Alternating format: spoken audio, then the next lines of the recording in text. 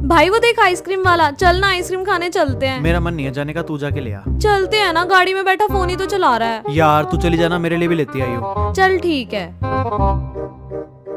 भैया एक choco crackle disc दे दो और एक 5-10 रुपए वाला कोई वनीला का कप दे दो।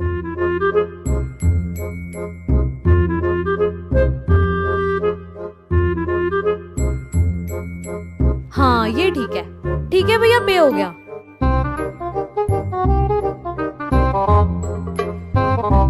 ये ले, ये तेरी ये मेरी। अच्छा, अपने लिए कौन लाई और मेरे लिए छोटा सा वेनिला कप, क्या बात है?